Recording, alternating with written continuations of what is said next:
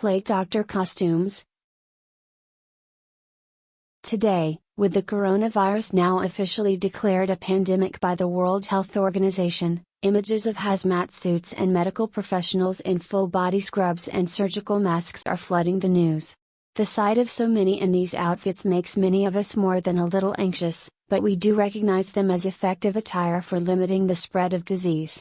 Indeed, there's now a global surgical mask shortage because of the number of people outside the medical profession who've purchased these items. In the 17th century, during the epidemics of bubonic plague that swept Western Europe, plague doctors, who exclusively treated the infected, took to wearing a very different kind of costume to protect them from the miasma, or bad air, then believed to carry disease.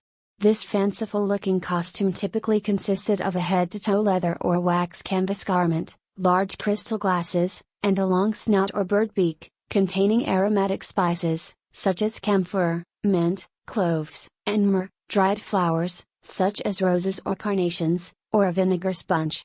The strong smells of these items, sometimes set aflame for added advantage, were meant to combat the contagious miasma that the costume itself could not protect against.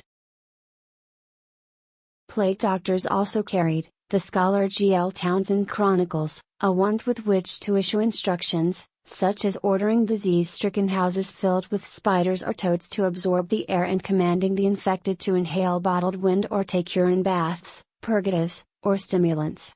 These same ones were used to take a patient's pulse, to remove his clothing, and also to ward off the infected when they came too close. A potent tool for social distancing if ever there was one. In fact, however strange this early modern hazmat suit looks, it was not entirely useless. The ankle-length gown and herb-filled beak designed to fight off harmful miasma would also have offered some protection against germs. The invention of the plague doctor costume, complete with beaked mask, is credited to the French physician Charles Delorme, 1584–1678, who's thought to have developed it in 1619. By 1636, it had proved popular enough it was worn as far away as Nijmegen, in the east of the present-day Netherlands, but it became ensconced in European culture once and for all during the plague of 1656, which killed nearly 500,000 people in Rome and Naples. Plague doctors at this time were required, by the contracts they signed with municipal councils, to wear the costume. The appearance of one of these human-sized birds on a doorstep could only mean that death was near. As the costume came to be adopted by plague doctors throughout Western Europe in the 17th and 18th centuries, it more and more entered the collective imagination. Plague doctors were such a common sight in Venice, their costume was taken up as a carnival outfit, effectively incorporating this symbol of mortality into the annual celebration of life.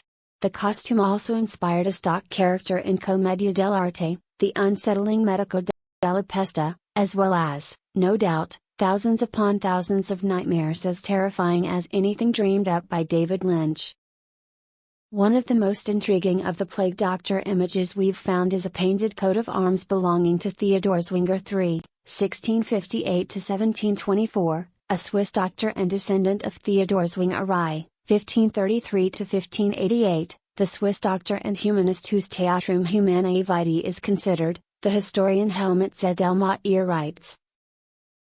Perhaps the most comprehensive collection of knowledge to be compiled by a single individual in the early modern period. The painting depicts a plague doctor on one side of a blazon and a man in a ruff on the other, perhaps representing both the medical and the scholarly traditions of the Zwinger clan?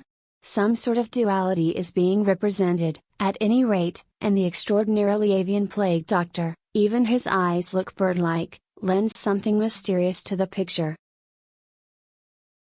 Perhaps even more intriguing is a photograph taken on Poveglia, a tiny Venetian island which, for more than a century from 1793, acted as a plague quarantine station, and eventual grave, for an estimated 160,000 people. According to Theodore Wales on the History of Social Hygiene, 1904, where it was originally printed, the photo shows one man wearing a vintage plague mask, found on the island in 1889, while the other holds a kind of waffle iron used in the disinfection of a cache of letters, also found on the island. This raises the question, is the man on the right actually trying to protect himself by donning the centuries-old mask, the smells of which can only be imagined? Or is it all staged, done in fun, a demonstration of antiquarian findings? One can't help but wonder. Source: publicdomainreview.org